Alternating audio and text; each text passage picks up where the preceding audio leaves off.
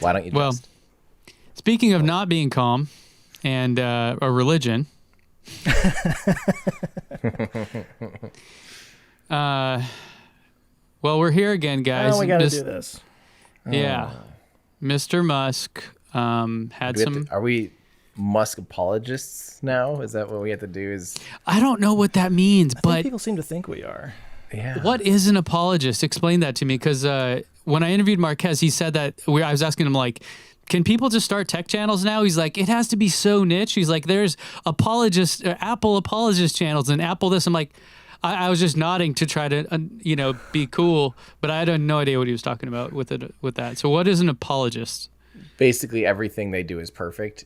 If you're an Apple apologist, it'd be like, Apple just released the, iPhone 20, and even though it starts at $44,000, it's a great decision. It's the best decision they've ever made. Yeah. Just or like they brought the headphone jack back. Finally, I've been waiting for this. I don't know everyone loves headphone jacks. Whoever would want to get rid of that? And you're like, wait, but last week you were the guy saying we don't need the headphone jack. Like, wait a minute. Exactly. Okay. Exactly. People who are not objective. Sure. Yeah.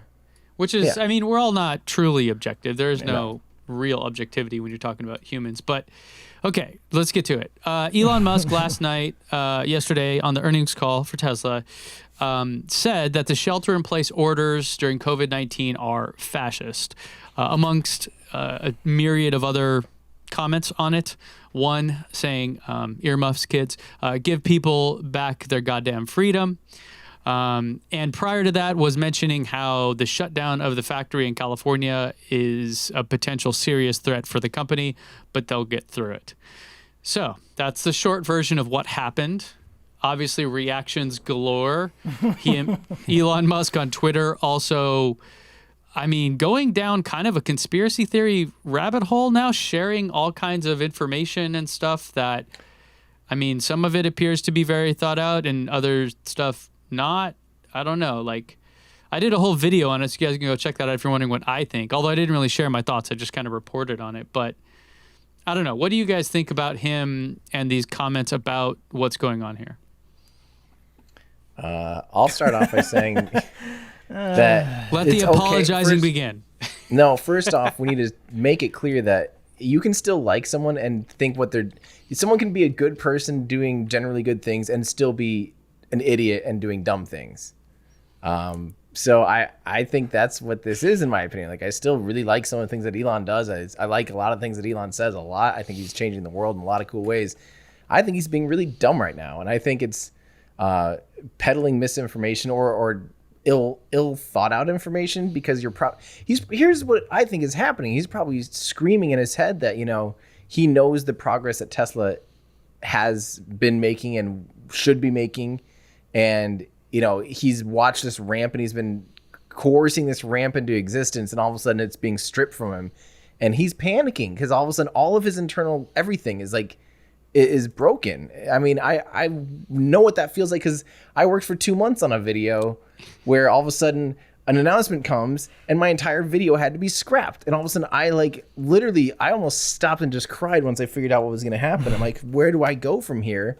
And he probably just has that on a 5-year scale right now of like, what do I do? And his probably screaming intuition is open the country back up and letting things feed that, looking for voices of that same thing of like, open the country back up regardless of what's and not necessarily that. Obviously there's some truths to that. I think, there's some truths to maybe we're very strict, but like, I think it's just with someone of his influence right now, just blanketly trying to tell people that America is like fascist and that it's against our freedoms, all this stuff. It's like, well, hold on, now you're going to be feeding a much hungrier beast by doing this. So that's what I think. Fair. Joe? Yeah. I think when he gets a PhD in epidemiology, I will listen to what he has to say about epidemiology. If I had questions about rockets or electric cars, he is an expert in that, and I would value what he has to say in that regard. But and kind of to what you were just saying, Tim. maybe nobody should be surprised that a guy who has $2 billion companies is more concerned about the economy. I mean, maybe it's not a surprise at all. And to be honest, like I talked in a TMI video recently about how I have various gnomes in my head, which is just my way of saying I'm of multiple minds on things, and sometimes I have those thoughts that probably aren't popular opinions, but they don't usually win out in the Security Council of my brain. And I've had these thoughts that he's talking about, and the thoughts of like, maybe we should just, let things open back up. And, but ultimately in my brain anyway, it comes out to the sooner we open things up, the longer this is going to go on and the more damage it's going to cause in the long run. But, here in Texas, actually today they opened everything back up. And right. And Elon tweeted out bravo, I think, to that, a news article about that. But there's also the side of, and I know this is going to sound a little tinfoil hattery, I guess, but I mean, especially in the restaurant and the service industries and whatnot, if they are allowed to be open, then the government is not required to pay unemployment for those employees that have been furloughed. So making them go back to work, even though they're only allowed to operate, I think, at 25% capacity, and even still, a lot of people aren't going to be going out and sitting in restaurants and wiping their nose on the tables, like they used to. Wiping their nose on the table? Restaurants are still going to be struggling, and so now it's on the business owners to cover the unemployment for these people, or lay them off. Like it's basically the government saying, we don't want to pay the unemployment anymore. We're going to make the businesses pay for it and put the onus on them, and it's going to be even more challenging for the businesses. Yeah. So there's no good solution here. I mean, we knew that going into it. This is just going to be bad, and it's going to be long. It's going to be drawn out, and everybody kind of wants to just kind of. I mean, we haven't peaked yet. Right. Like the numbers are still going up. It's starting to level off a little bit, but historically, when there have been pandemics and things started to level off, and everybody's like, "Oh, cool, we're good now," and then they opened everything back up, and it just exploded again. Yeah. I mean, it's like everything else. It seems like we just don't learn our lessons. We're just going to keep making the same mistakes. Well, I got to jump in before Ben, and then I want to hear Ben's thing. But that's what kind of scares me the most, is that Elon knows and understands exponentials. Like, he talks about it all the time. And I've always he's not a dumb guy. appreciated that aspect of that. What was that? He's not a dumb guy. No. And he talks about exponentials and how the growth is so hard to, appreciate, in things like ramping up production, in things like AI, and things like neural nets and self-driving and all these things. And now it's literally screaming at him in the face of like, hey, exponentials, remember us? And he's totally ignoring it. It kind of scares me leadership-wise that he's willing to ignore the science on that, But there's got to be a solution somewhere between shutting everything down and no one leaving their house for 6 months and everyone running around like it's 2019 all over again, Did I tell you about the assistant that I have that lives in the Philippines? I have an online assistant that helps me out with things. I don't know if this is still true. I could check back in with them, but like they were on we have not been on a lockdown like the Philippines has been on a lockdown. They had people bringing rationed food to their homes because they were not allowed to leave their homes. That's what some other countries are doing. Right. So that's a headed lot that way, but we're not the there apartment yet. complex I live in. I've seen like 2 masks so far, maybe, and I look out over the parking lot. I see people still just hanging out. Like we've never had it, and we have an outbreak in my county right now. By the way, Tyson Meat Packing Plant. Oh wow! We have the biggest outbreak, like literally right here in my county, like 5 miles from me. Yay! And people you guys are still above the line. All right, so let me give you my thoughts on this. I think from a high level, so I've had a day to digest Elon's outburst, and I've been thinking about this a lot, obviously, like everyone has. We were going to get here at some point, I feel, where like the social pressure, societal norms of, okay, let's all do this, we're going to crack. And I feel like Elon just blew it open. There have been a lot of people saying this same thing for a long time, but no one gives a crap because they're not Elon Musk. Elon Musk saying that is a big deal. It changes people's views. It emboldens a certain group versus and kind of depresses another group's opinion. It matters a lot when he says things like this, especially when he goes on tirades about it. I mean, for him to do it on Twitter is one thing. That's Twitter, man. Go nuts. To do it on an earnings call is bizarre. I don't think it's the right place for it. So I think he was out of bounds by doing it on the earnings call.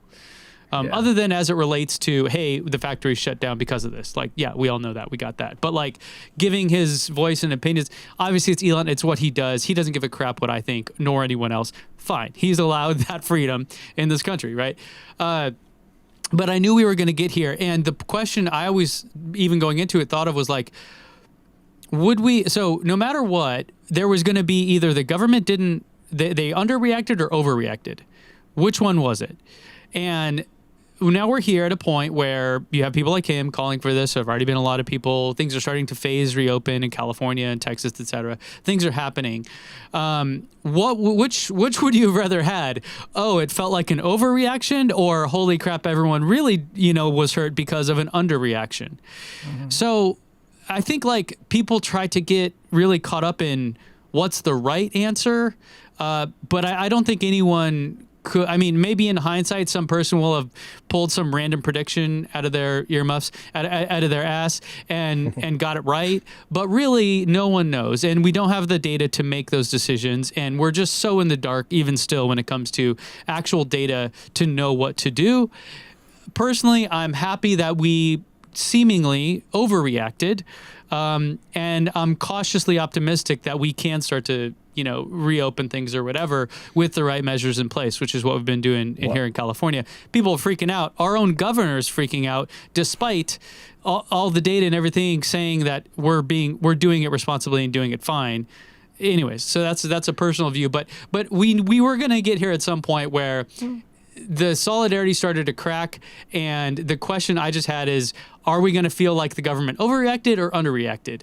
And which one would you prefer? So right. Elon I did see, Sorry, I saw an article from, I think it was an epidemiologist, but I'm not 100% sure. But they were basically making the point that, like, there's no winning here. Right. Like, either a bunch of people die or everybody thinks that we overreacted. Like, there's no way we come out of this with, like, oh, everything worked the way it's supposed to and go humanity. Like, there's, And I think Fauci said, if we do everything right, it'll feel like an overreaction.